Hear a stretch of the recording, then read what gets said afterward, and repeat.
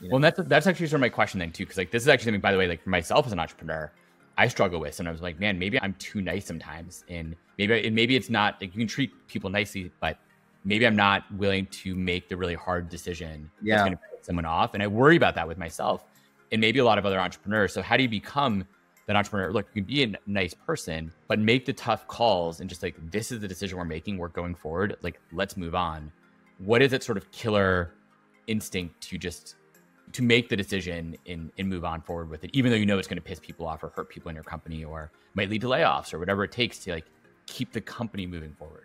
Yeah. Yeah. I think true compassion in some ways is doing the hard but right I things. love that's a great way to put it. And I think, but you obviously have to be sensitive, very sensitive, and kind of like the second order effects. I think that's maybe the piece that Elon Musk and others fall down on.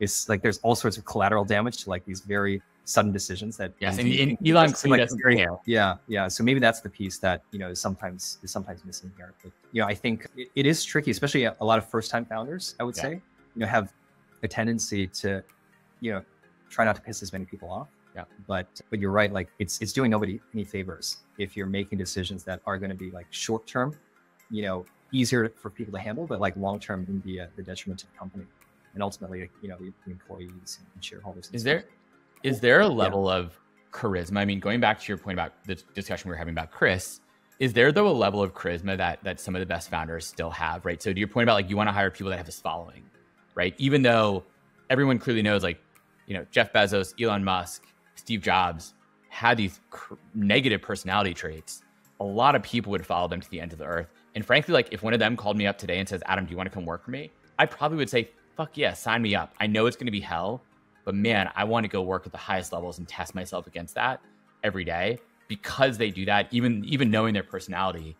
But they must have that sort of personality trait or charisma or something that's led them to have this following. Like people will follow them to the end of the earth, some of these folks.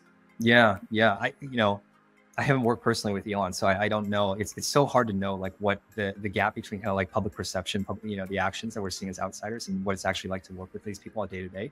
I would say, one of the things that I learned at McKinsey that kind of carried over to the startup world, and like, there's a lot of things that are diametrically opposed, but one of the things that I saw as sort of commonality across leadership is the ability to deliver tough messages in an inspiring, passionate way.